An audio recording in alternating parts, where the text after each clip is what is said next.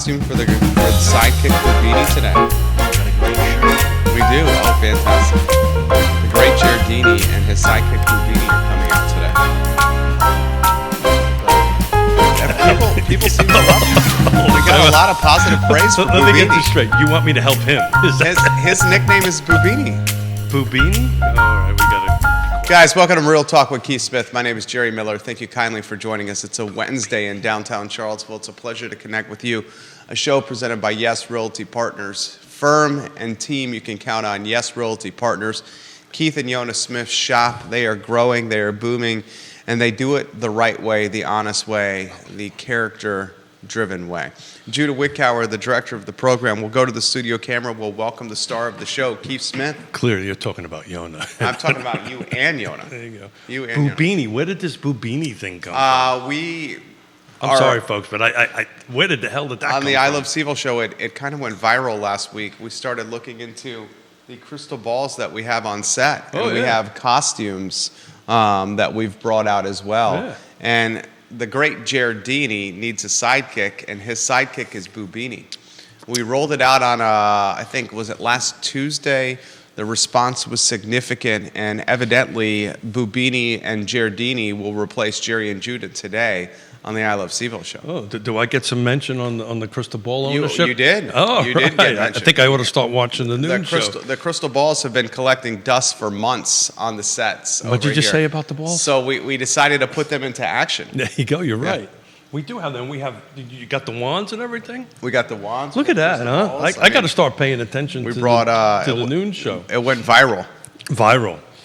What exactly does that mean? It means a lot of people watched it. There you go. A lot of people watched it and engaged with us. Stephanie Wells Rhodes, welcome to the broadcast. She says, good morning. Cameron Wells Marsh, her sister. Good Intrastate Service Company, Home's best friend. Home's best friends. And you know what? Inventory's picking up a little bit. We're at 64. And if anybody wants to go ahead and do a little work to the house before they get it on the market, give ISC a phone call. Absolutely. So I wanted to kick off a little bit today, I cheated a little bit, Judah, so we're going to call it slide 1A because I just didn't feel like rescheduling all the other, renumbering all the rest of the slides.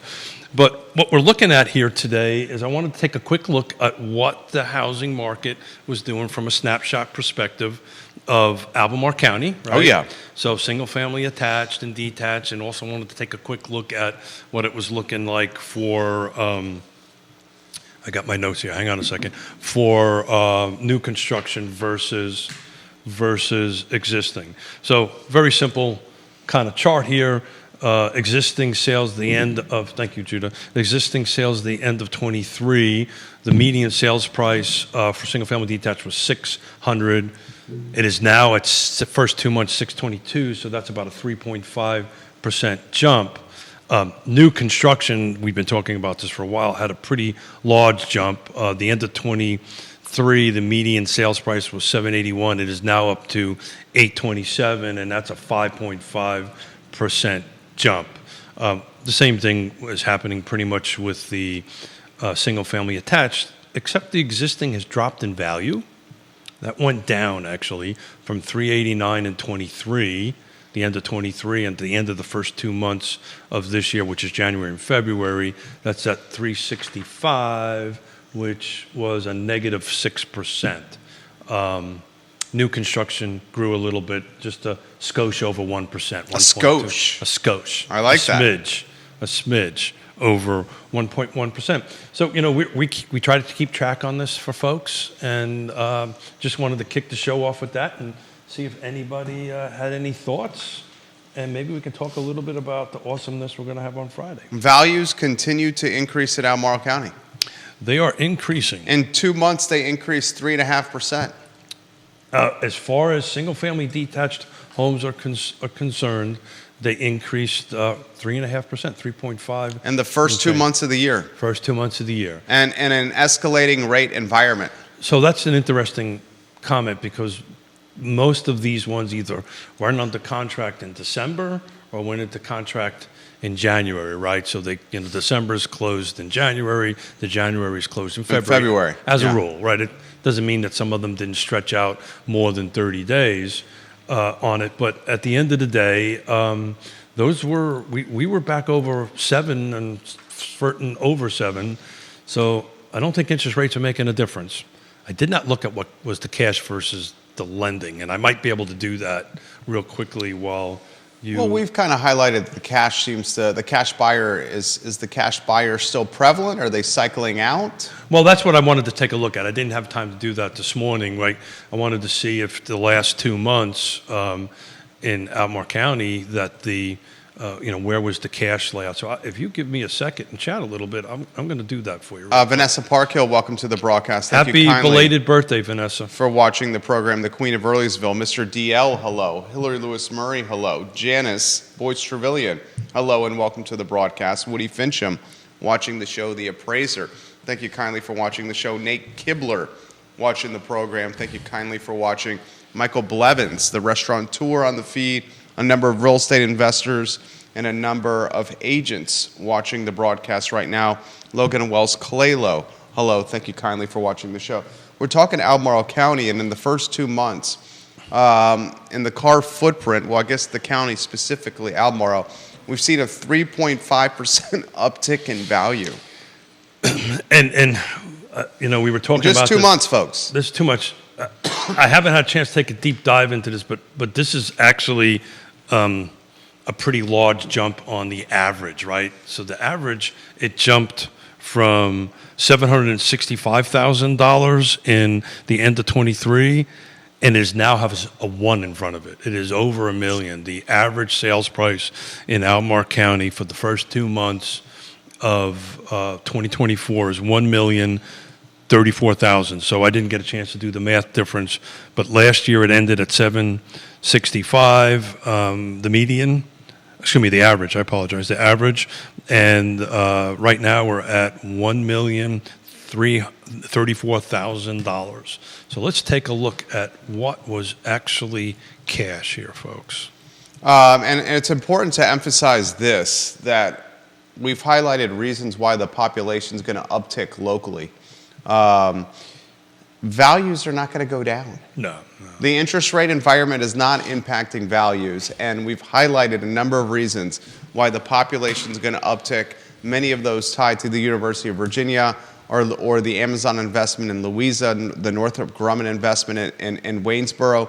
Folks, the population increases, values will continue to go up because the population that's coming here is an affluent one. So that's important to highlight right there. Haiti Rather, welcome to the broadcast. Thank you kindly for joining us. I see some folks over at Ness watching Keith Smith here on Real Talk with Keith Smith. Thank you. Right now, Keith Smith's trying to do some quick math here.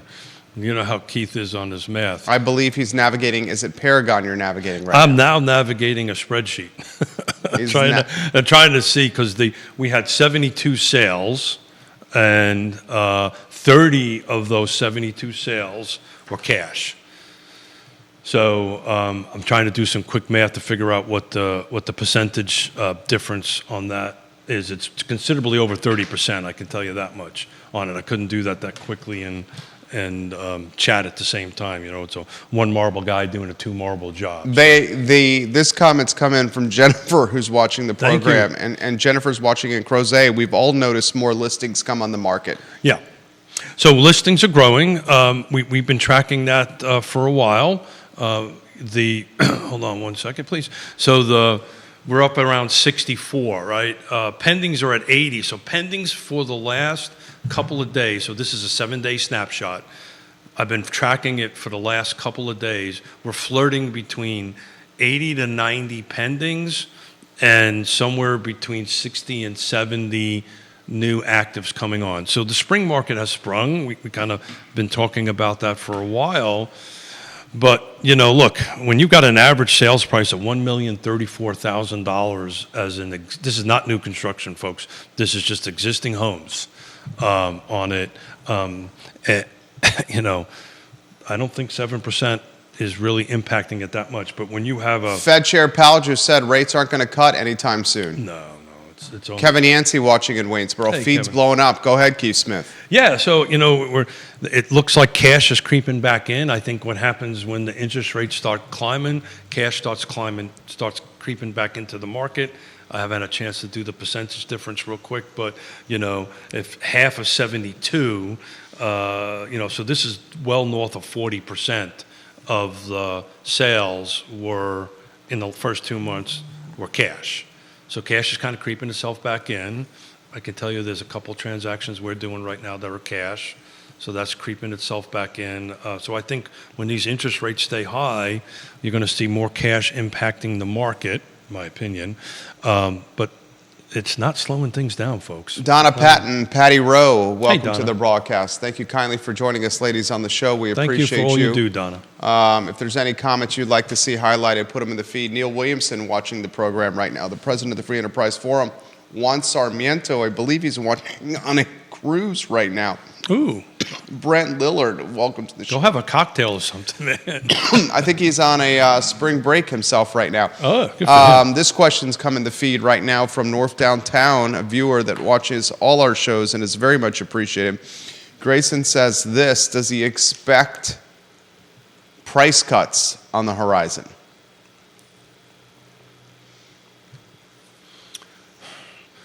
We have to define price cuts. Just saw one in Whittington today. Yeah. I don't call them price cuts. I call them price reductions. Want to debate this? Oh, God. The realtor. Well, so there's... The question is... Are they not adjustments, massaging, cuts, reductions? So we got two sides of the coin here, right? Okay. Right. So we just went over, I mean, these are factual, right? We know what the houses are selling for, and we know that the average median sales price is now over $1 million. Excuse me, the average sales price is over $1 million. The median is over 622.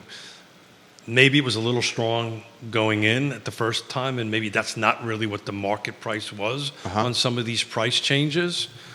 To that point, though, there in the car footprint, which I'm looking at in my trusty market monitor, there was 54 price changes, right? So there was 54 homes or 54 listings in the last 7 days that have changed their prices. Does that mean values are decreasing, or people are just adjusting their prices of what they want for their home? That's the question. And the question is they may have went in a little strong, and they're now adjusting it over time. When the market is telling them, okay, you're a little overpriced, right? Because we haven't sold it yet, or it's been sticky on the market for a certain period of time. Or there's some other thing, right? The features and the conditions don't quite match up to what it is. So I want to be careful to say there may be some 54 price changes, but that's not saying, we just proved, median sales price went up 3.5%. Going up. Yeah. So maybe the market hasn't quite caught up to what of these price adjustments are. Kevin Yancey makes the point. Did I dance around that? You danced around that. I think the viewers and listeners realize that. Kevin Yancey makes this point. From 2020 to 2023, to buy a home, the buyer now needs to make $47,000 more per year. That's exactly right. $47,000 more per year. That's exactly right. The back on that other thing, the fact that prices are reducing does not mean values are decreasing. And that's the point I was trying to make, right? That they may be adjusting the prices, but values are not going down. Values are going up. Except if you own an attached home. An attached home. That's actually going down in value. Right. That went down negative 6%. So that dropped 6%. So we are now an attached home, existing attached home in the county of Albemarle is median sales price is $365. The end of the year was $389. That's a negative $24,000 and negative 6%. And why is that? What do you think that is? They're buying new construction. That's why. And they're buying new construction at an upper price of, we ended $460 last year, and we're at $466, so it's climbing new construction on it, but it's not climbing at a huge rate. Jesse Rutherford, welcome to the broadcast. Board of Supervisor in Nelson County. On Friday's edition of Real Talk with Keith Smith, Keith has Ned Galloway and Diantha McKeel of the Albemarle County Board of Supervisors. I would imagine you will relay this data to them. Yeah, so I'm about ready to hit the send button and send that and the other 9 slides that I did this morning for Albemarle County. So we're going to talk about that. I love our little political roundtables. Fridays are great. I love it. Not that I don't love spending time with you. I do. But this is going to be, okay, this is our largest jurisdiction, and let's hear from the elected officials on what's going on in Albemarle County from their perspective and what's going on with housing values and the developer incentives. Diantha, I know, always likes to talk about transportation, so I'm looking forward to having a transportation discussion with her. So I'm excited about it. It's Michael Guthrie, welcome to the broadcast. Hey, Michael, Thank you kindly for watching the program. The agent's out on Real Talk with Keith Smith right now to watch the distinguished Keith Smith on his namesake talk show. This comment's come in from Thomas. Can he give us a snapshot on Charlottesville?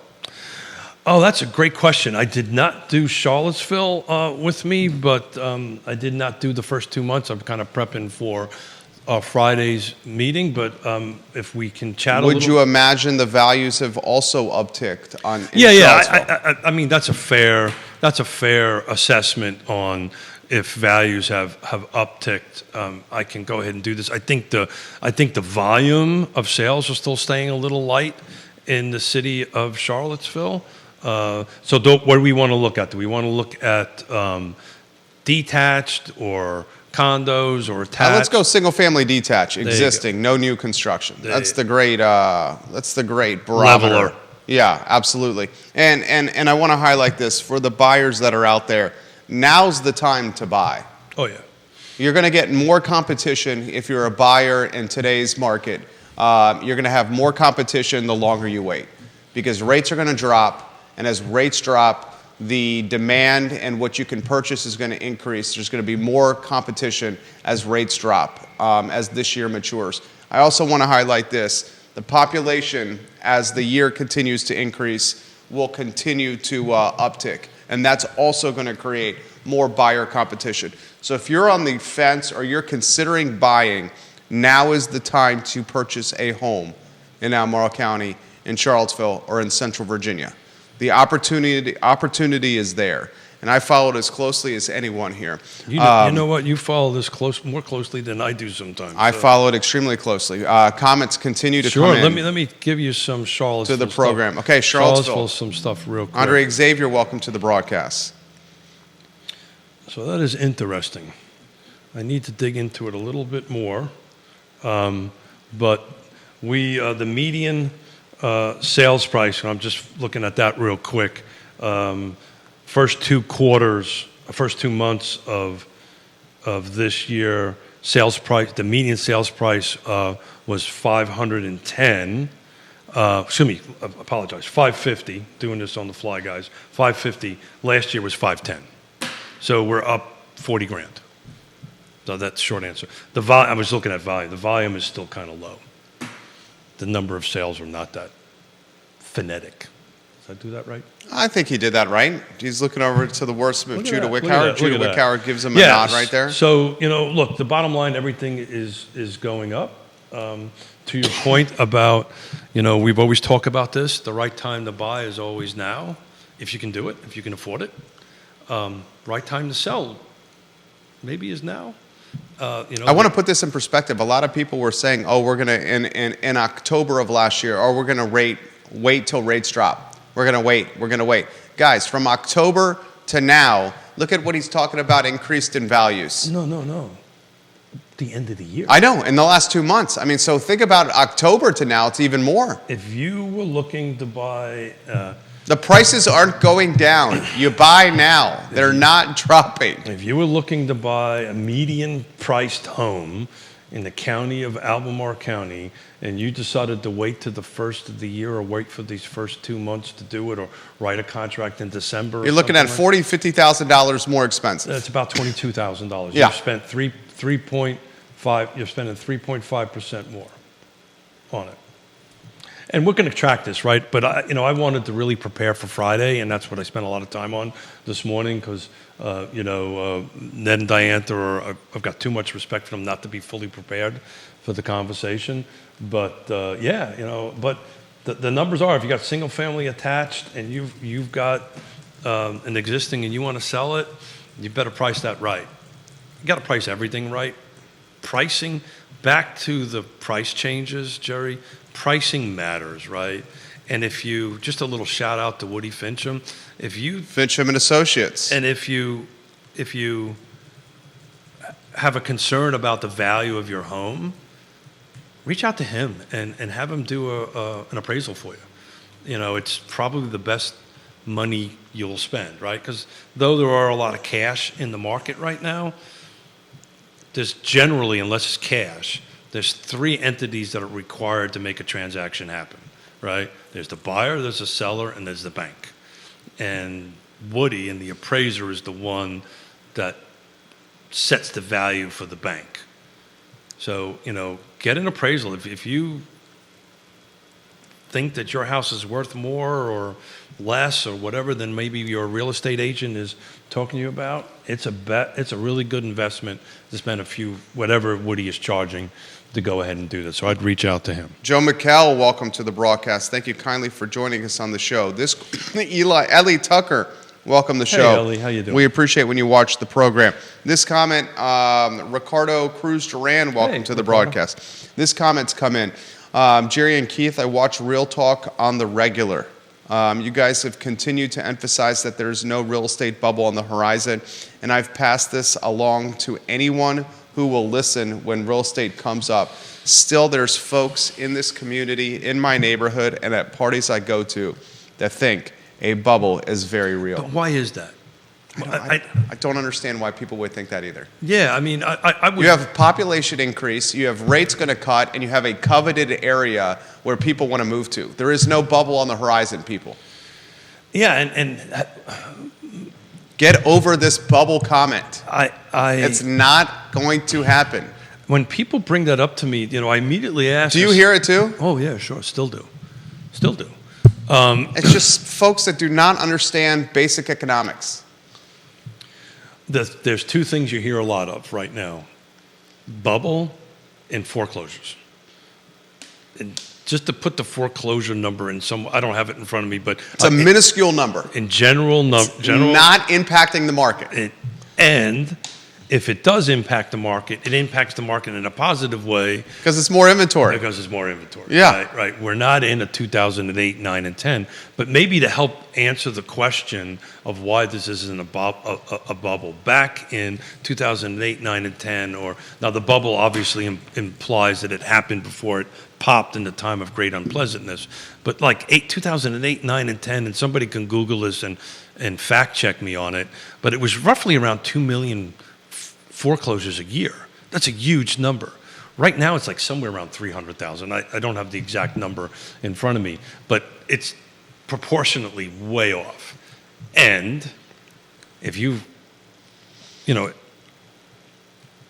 God forbid, we would never wish this on anybody. Somebody who's went through this in the time of great unpleasantness, I know how this feels. It's not very pleasant. If you, I know that, I'm working on it.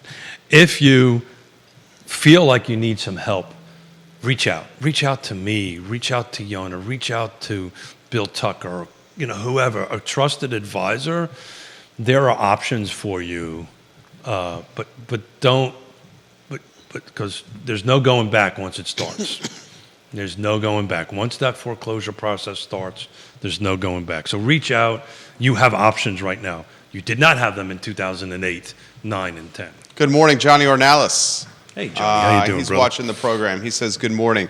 I respond good morning to him. I want to highlight the bubble conversation yet again. It's not going to happen. I would love somebody who really feels that to come join us. I really want to understand. I don't understand the mindset. We've explained it for years. I understand that, but they believe it, and why do they believe it? And I think they don't. I think they want it. Oh, well, that's a different story. Instead of actually believing it. for an opportunity to get pricing that's more attractive. The reality is we studied the data from Weldon Cooper. The Weldon Cooper Institute indicates the population's increasing. We know the population that's coming is coming with bags of money. We know it's a coveted area to live. We know rates eventually will be cut. Yes, Powell is saying right now that rates won't be cut in the short term, but they will be cut eventually.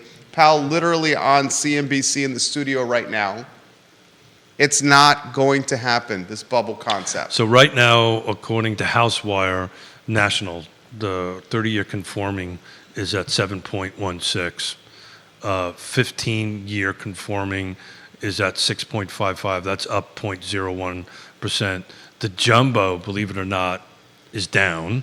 The jumbo is 7.08. That's negative 0.12. So if you are in the jumbo space, you're actually spending... Was that 760 and above? 760 something, if I believe.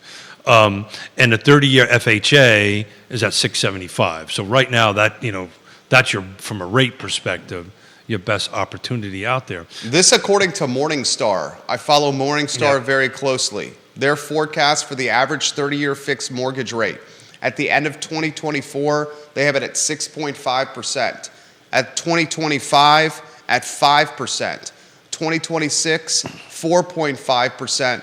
2027, 4.25%. 2028, their forecast is 4.25%. If you wait, values will increase while rates will drop, and you will have more competition. Get out the crystal ball, because that's about, I mean, they are all of them are crystal ball. But what's in front of us right now is these rates. And these rates are in front of us, and these rates, and I can take a look at the trends going backwards, but when these homes were under contract, that was the rates. And people are buying. They're putting a little bit more cash down, right?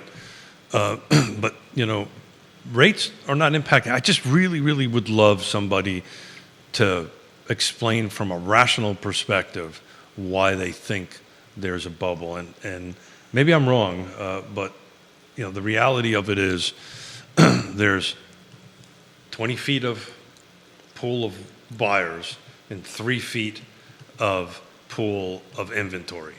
And until that 20-foot pool of buyers gets closer to 3 feet, their value is just going to keep on going up. Rebecca, welcome to the broadcast. Thank you for joining us. Bobby Yarborough, we appreciate the King of Redfields watching the show. Georgia Gilmer, Lisa Costello, thank you kindly for watching the program. This question's come in, and then we'll get to McChesney on McIntyre Road. This question's come in from Tom. He says, for Keith, has he seen any movement with upzoning influencing Charlottesville listings, prices, or anything of any capacity? One shot, Keith, if you could there, J-Dubs. He's about to drop some knowledge, no pressure. Yeah.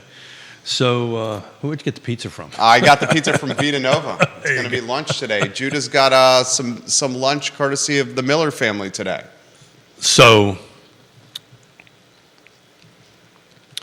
it is starting to creep its way into the market. Ooh. So what we're talking about, well, let's talk about what the market means. So it is starting to creep its way into the market. There are listings, and we've highlighted a couple of them that are been put on the market anticipating upzoning or anticipating. We recently highlighted the $1 million listing in Lewis Mountain. But the agent reached out to me via DM looking to come on the show. Yep. And I've had conversations with the young man separately. Luke Cole. Yeah, he's a fine young man. He's pretty outstanding individual. I'm very happy to have a conversation with him and know him. But here's what's really going on. What's really going on is a lot of conversation. And you have a lot of people. I was in meetings all day yesterday, everything from nonprofit organizations to for-profit organizations, and everybody's trying to figure out how to implement this and how it's going to work and how we're going to get from the fact, I actually took it out of my book bag, I got the 400 pages of zoning and actually get to implement it on the ground. It's going to be a long time, and it's going to take a lot of people with some vision and dollars willing to go ahead and give it a shot on it. And because the jurisdictions or the staff, nobody really knows how this is going to get implemented. They understand it, right? There's rules and regulations and how to go and do this. But until the first couple of projects are actually gone through the system, you never buy the first car, right, that comes out. Through that, it's going to take a while to go ahead and flush through exactly how to do this. It's a prime example. I was looking at a piece of property for a client. By the book, you could put 6 units on it. It actually was a land trust I was looking at it for. But in reality, you only could fit 3 on there. So the price point of what they want, the demo work, the engineering, because it's over 2 now, I've got to do a full set of site plans and everything on it. So that cost is in it. The time is in it. The math just didn't work. We just couldn't raise enough subsidy to go ahead and do that because the delta was so wide between what it's going to cost us, go through the process, develop it, hold it for a period of time while we go through this process, build it and sell it. It's just a huge delta between the two. Bill McChesney on McIntyre Road, upzoning specifically. He says upzoning anticipation has already affected market speculation. Yeah. I don't know if it's actually translated into sales yet. I don't think it's translated to sales. I think it's translated into listings. Yeah, because certain people now think, okay, let's test the waters and see what the market tells us, right? And or the impact it has on quality of life for neighborhood, potentially. It's twofold, right? 100% right. But what's happening right now is either one of those scenarios or other scenarios that we haven't even talked about yet. I don't think it's translated into additional beds or doors. But they're so far out. Jerry, we'll be talking about this next year. And still no impact. Well, there'll be an impact, but it won't be a large impact because this just takes a while to vet through. Right? There's also a little thing called a lawsuit that's going on, right? City's looking to have that dismissed. Yep, but you never know how those things go on it. But at the end of the day, and I'm thankful we learned on Neil on Friday, was it Friday? Yeah, Friday. Yep. President of the Free Enterprise Forum watching the program right now. That the city council decided to change its implementation date. If you had a plan in prior to the implementation date, the old rules are applied to you, which I think was a smart move, in my opinion. But look, it's going to be a long, drawn out. We're going to be talking about this nonstop for our new year of being together on Real Talk, and we'll just start picking it apart and bringing experts in. I want to bring in somebody like Justin Shimp or Kelsey Schlein from Shimp Engineering. These are land planners. These are folks that are in meetings every day trying to figure out how to actually implement the 400 pages of documentation. Mr. McChesney says, no bubble, but folks will be moving out or selling their homes within city limits because the taxes continue to increase. I'm going to highlight this. Sam Sanders presented his budget to City Council yesterday. And ladies and gentlemen, they're asking for an increase in the real estate tax rate. And the real estate tax rate, the increase from the city manager is from 96 cents for $100 owed to 98 cents per $100 owed. He's also looking at an increase in the sales tax, an increase in the lodging tax, tax increases across the board. I was taken aback by a real estate tax rate increase when over the last 3 or 4 years, we've seen assessed values spike through the roof. This is literally expediting gentrification in the city of Charlottesville. Well, it makes it difficult for somebody to pay their tax bill. So while you were chatting, I just took a quick look at the number of units, total number of units of homes that sold, that this is attached, detached, and condos in the city of Charlottesville for the first 2 months of this year versus last year.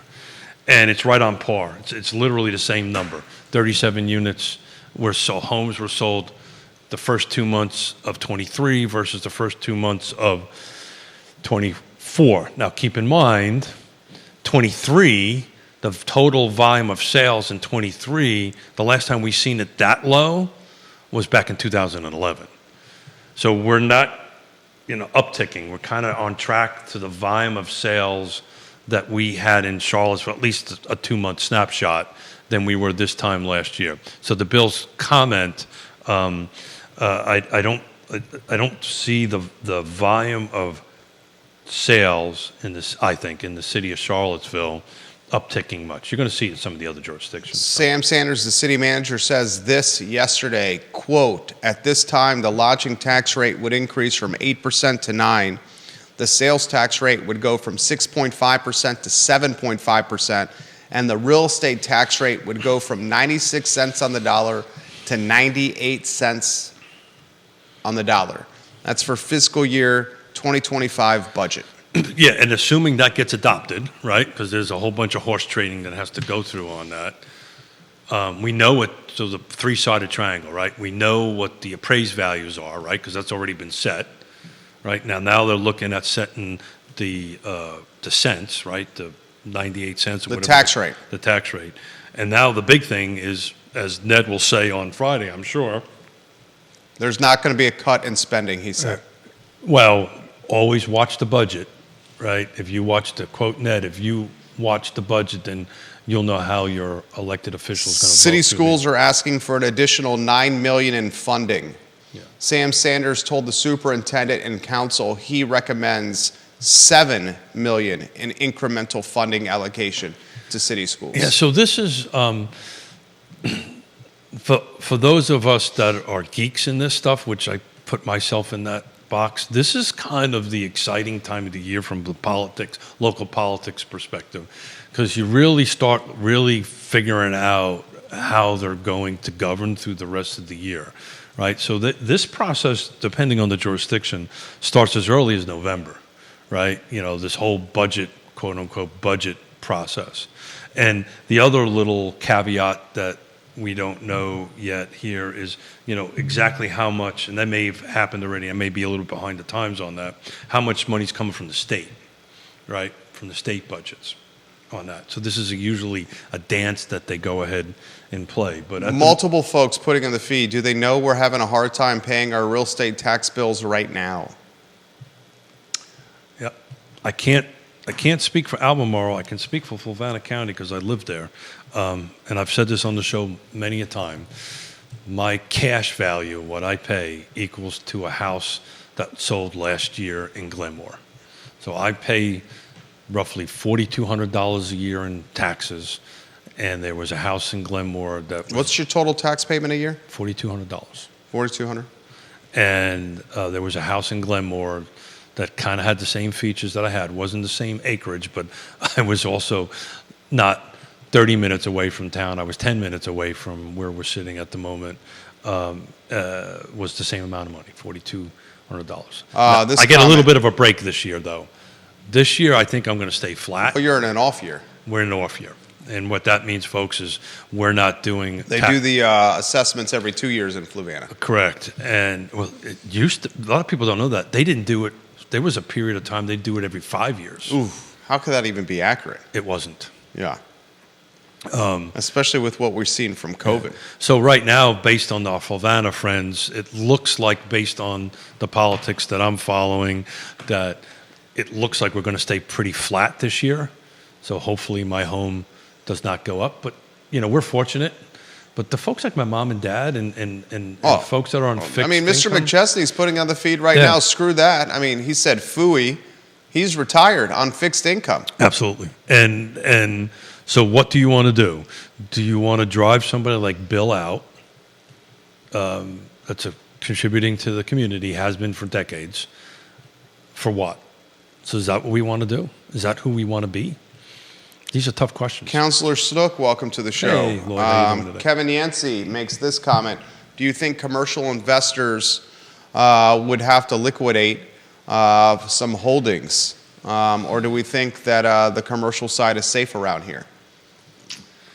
Wow. I think the commercial side is safe around here, ladies and gentlemen. And I think investors are safe around here as well.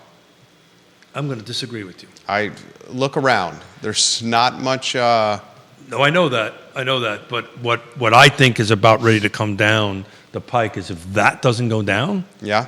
there are loans there that are in their 5th or 7th year that they're going to reset. And if we're at a 2 or 3%, I'm just saying that this is some of the conversation I'm having with commercial owners. If they don't reset or figure out how to refinance their, because you don't get a 30-year mortgage on a commercial. I'm not talking about investment property for rental, right? I'm very well aware. Yeah, commercial stuff. Mine are all 5 to 10 years. Correct. And so if there's a 5-year reset and you're at 3% and it resets at whatever, that becomes a little expensive. But you're smart and you've been paying down your principal, so it doesn't really impact you. For those who've not paid their principal down as much, it could impact you. I think nationwide, to your point, locally, It's a different market. it's locally just the same with multifamily, right? Nationwide, multifamily is on the downturn. We're overbuilding. You don't have that in this marketplace. You just don't have that. We do not have it in this market. And I want to highlight this. What is all real estate?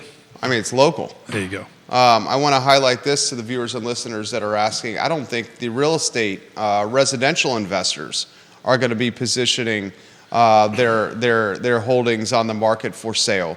The rents are just escalating too much. Well, that goes back to why we won't have a bubble. Right. Right? So it's a unique market. There's multiple. We don't have enough inventory. We have people moving here. So we've got this pressure, or people moving here. Salaries are increasing. Yeah. We'll find out here pretty quickly. In April. In April, what the AMI is. They've changed the way they do that formula, by the way. There's going to be an interesting show in April to talk about that. They've actually retooled the formula, so we'll see what actually comes out. Don't know much about it other than some quick reading I was doing this morning about the way HUD is going to reset its AMI. But we've got this pool. We've got this 20 feet of water. But we've got stuff that I've been doing this for a long time that we've never seen before. I've never seen before. This 2%. People are getting off those now, though. They're starting to get off of them, Yeah. right? They are, right? Because why are they getting off of them? Because life changes. And what's happening is they're not just life changes. A lot of the folks that have the 2%, 3%, 4% mortgage rates that secured during the beginning of COVID realize they have hundreds and hundreds of thousands of dollars in equity in their house. The average person in the United States has $300,000 worth of equity in their home. And it's starting to get to the point where, like, you can take the equity from your current house, buy a second house, and get yourself a piece of debt that's relatively in the neighborhood of your current home, and you got a potential upgrade. So you're adding another list. So let's bullet point them, right? One is 2%. 2 is me. The boomers aren't moving. They are not moving. And part of the problem was that when we built our houses 20, 30 years ago, we put primaries on the main level. They're not Primaries on the main level, a home you should purchase. Absolutely. Because you want old people. So there's primary on the main level, right? So that's not impacting it. Third is, I've highlighted this before, when I did the acres at Lake Monticello, it took me 6 months to go through rezoning, site plan, EPA, DEQ, and put a bulldozer on the job site. It now takes anywhere between 3 to 6, maybe even more than that, years to actually put something on that. So the runway is much longer. You can't even say, okay, here's the right piece of property, here's the right zoning, let's go ahead and do that. There's a couple of projects in Greene County that are by right that are just taking forever to get out of the ground because of process, right? So that's number 3. So if we just stayed at that, right, it just puts so much pressure on the market because we're just not getting enough inventory. Keep going. Dropping dimes. That was dimes, quarters. Who uses a dime anymore? Where's the closest payphone? That would be. I don't think. Where is the closest payphone? I don't know. I bet you there's one in. I bet you there's one in the police station. Oh, definitely there's one in the police station. So that's close enough to us. Yeah. Not that I've ever been there before. Is that With the handcuffs? only payphone in city Oh, I limits? don't know. The one in the police station? I'm just guessing. What's the only? We asked this question yesterday on the I Love CVille show. Can you name one locally owned business that has a drive-through? Oh, wow. Not big box, It used to be Bodo's. not chain. Yep, that was during COVID. That's not there anymore. Name a Well, before locally owned. even, but even before that, I think the Emmett Street had a drive-through. I mean, way 10, 15 years ago. I don't know about that. I remember. Oh, went- it did. You're talking the 29. Yes, it did. At on one Emmett. time. They closed that. Yeah, that was. I mean, that was like in the initial startup. They use that as employee and parking. Current locally owned business that has a drive-through. Judah, we came up with a one yesterday, didn't we? Current. Wow. So it's not like a Chick-fil-A or anything like that. This needs Yeah. to be a. Locally owned business. Wow. I don't know. Any viewers and listeners, do you know? Judah, 3-shot you or weave you in? I can tell you in Greene County because I was there the other day. The coffee place. It's closed. Oh, really? Neil Williamson made that suggestion. Was it Murph's? Murphy's or something. Murphy's. Like, It's closed. Oh, it was about 6 months ago. I did it. Murphy's is closed. He highlighted that yesterday. That is no longer an option because it is closed. 3-shot Judah. What was the one we came up with yesterday? The one that somebody came up with yesterday was what is it? It's not Brew Through. It's Brews on High. Oh, no, it's Future Coffee on High Street. It used to be Brews on High, the one by the old Martha Jefferson and CFA. And that brings up Future something. Coffee. It's funny. Well, I've never. This is such a coffee town. I've never, like out in Seattle and Portland, like in the corner of every parking lot, is these little huts, the little coffee drive-through huts that people pick up their cup of coffee. I've often wondered why one isn't here. By the way, does anybody remember Photo Hut? Photo Hut? Yeah, that was maybe a New York thing. There was like back in the day before digital cameras, you would go into this little booth on the side of a parking lot, drop in your 35 mil of film or whatever, and you'd come back a week later and get your pictures. Photo Hut. I like that. That's- Judah nods his head in agreement there. That was Comments the are coming in quickly. 1800s or something like that. Yeah. Uh, there was usually somebody in one of those, right? Yeah, there was somebody in it. That's Yeah. right. You would go in there and you would go ahead and do that. The only place I know that has a little coffee hut kind of thing is at the town of Orange. You drive through Orange, when Yonna and I go up north, we sip in there, grab a cup of coffee. There's like a little trailer kind of thing, and you get yourself a cappuccino. Catherine watching the program, she says, Jerry and Keith, I love the show. Keep up the good work. Thank you. She says, thank you for the information when it comes to real estate. This question for Keith, does he expect e-inventory to uptick, or are we at the levels right now that we're going to get? Olivia Branch, welcome to the broadcast. Lori Fincham, welcome to the broadcast. Randy O'Neill, welcome to the show. So the inventory uptick that we're seeing right now, we kind of need to put it in perspective, right? Because we've seen a little bit of uptick. We have. I think we're kind of more in the traditional. Micah's Coffee, someone put it on the feed. Keep going, Keith. So we're seeing a little bit more of an uptick, but that uptick kind of started on January 1 on it. But I think when we hit June and July, we're going to really find out where the market is. And are we going to hit a summer low? The reality of it is there's way more buyers than inventory. So any uptick is a good thing. But look, guys, it may be upticking, right? But it's got to hit these 6 things, right? It's got to be in the right location. It's got to be the right price. Got to be the right features. Got to be the right condition. Condition matters now more than anything because particularly at 7%, people are not spending money to go ahead and renovate their houses or update their homes. So if you want to put your house on the market, it's the best thing to do right now is update it. Call ISC. They'll get you updated. If you need a new roof, get a new roof, HVAC, etc. on that. Timing is everything, and I think that's what we're talking about right now, which is number 5. And then, who's on the other side does matter. The pros involved in the transaction does matter and makes transaction smooth. Bill says there used to be a photo mat on Ivy Road. Rob Neal dropping What this year comment. was that, Bill? I don't remember. Is that had to been before 87 or was it after? I mean, I've been 87? here since 2000, and I don't remember that. I don't remember. I've been one here in almost 87. 24 years. 24 years in August. Rob Neal says this. This is a great comment from Rob Neal. Average people in this area are approaching or surpassed learning about cap gains tax on the sale of primary residence for the first time due to value escalations locally. To move and stay local, the new purchase has increased in value like your sold asset, reducing spendable cash by 20% beyond the cap plus closing costs plus double interest rate. This will keep many people in their current homes, which that was not the case previously here. So that's bullet point number 4. So let me see if we can simplify that a little bit. And thank you. That's exactly the 4th bullet I was looking for. Just couldn't put it together real quickly. You know, what's happening is because you have such gains on it, you run the risk of, and that's ordinary income, right? If it's your primary residence and less, you know, on the 1031 rule, if it's over 250 for a single or 500, most people, there are some people now that are going to walk away with more than that, right? So, you know, you need to really hire a trusted advisor, have a sit down with, you know, start it with a real estate agent and sit down and say, okay, well, this is what you owe, right? And most people are uncomfortable about telling you what they owe on their home. Why's that?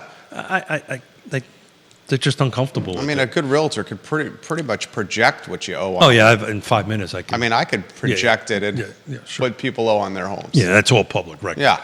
But usually, And there are websites that do the work for you. It's usually an uncomfortable conversation. You know, some people are uncomfortable, but some not. But you know, the best way we can help you is full transparency, right? So, how much you owe on the home?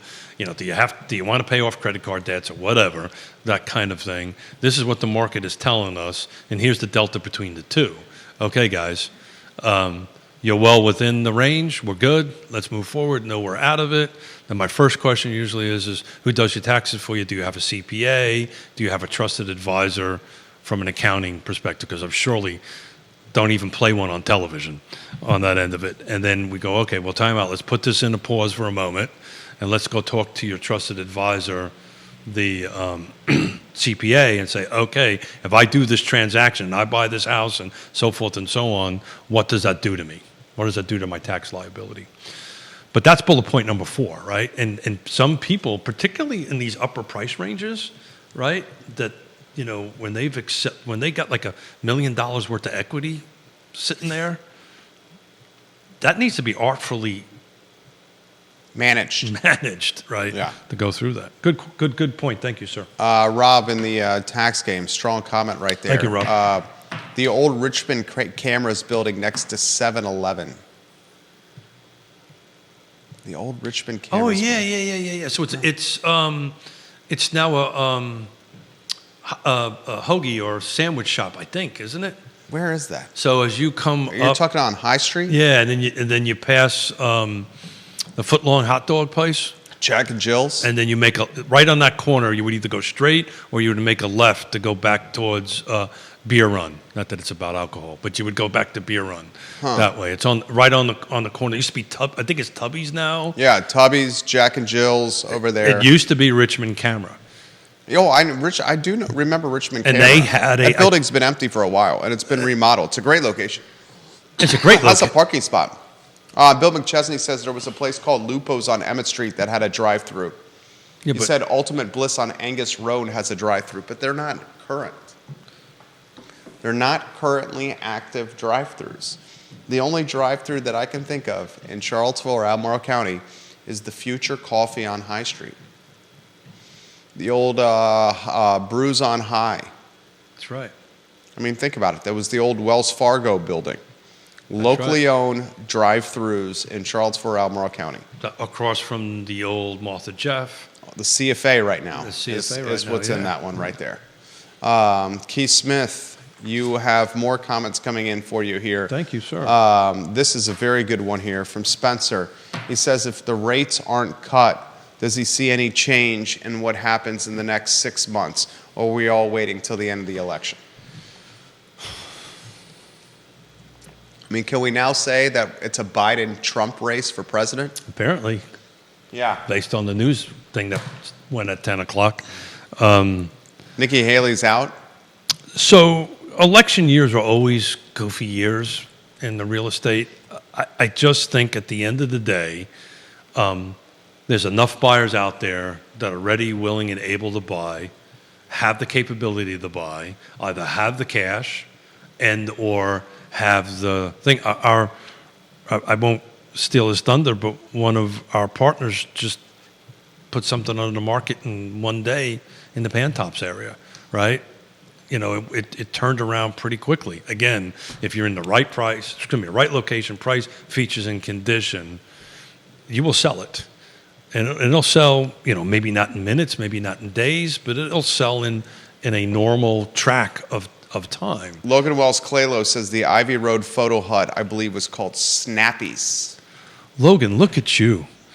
That is, I want to give Logan a shout out. Logan's the Logan best. is one of my favorite people in the world. Always enjoy every conversation with her. She's wonderful. Logan Wells Clalo, we certainly appreciate you. Friday show, big time, Keith. Yeah, so Friday we've got 2 Albemarle County Board of Supervisors coming in. This was a little bit of a prelude to that, kind of talking a little bit about Albemarle County numbers.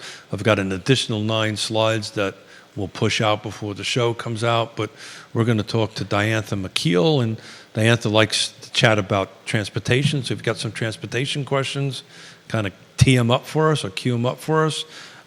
Ned will talk about housing. He sits on the Regional Housing Partnership. He actually chairs it with me, and so we'll talk about housing and maybe some new developer incentives that's formally kind of out there, and see if we can start getting this ratchet turned up a little bit. Jessica watching the program. Great show today, gentlemen. Thank you. Thank you, very Jessica, much. Thank for you. giving Thank us you. that props Some today. of our best shows are minimally prepared shows, and we just have a lot of fun. Comments are flying. Friday, Diantha McKeel, Albemarle County Supervisor, Ned Galloway, Albemarle County Supervisor, in the house, in the studio on Real Talk with Keith Smith. The show archived on realtalkwithkeithsmith.com. And next Friday, I'm working on a Greene County roundtable, so we'll keep everybody posted for next Wednesday. But we should because we're going through each jurisdiction. I've got to get Jesse in here and Jesse Rutherford and watching the show. Board of Supervisor in here to talk what's going on with that. And I'm trying to get a couple of Louisa County folks to come in, but they've had a kind of a new seats shift around, so it takes a little bit of work. Yes, Realty Partners, a name you can trust. Yes, Realty Partners, Keith and Yonna Smith's firm. They will move mountains for you. Judah Wickower, the director of the I Love CVille show, up in approximately 1 hour and 14 minutes. Thank you for joining us on Real Talk with Keith crystal Smith. balls. A show that was on fire today. So long, everybody. Thank you, buddy. Appreciate that.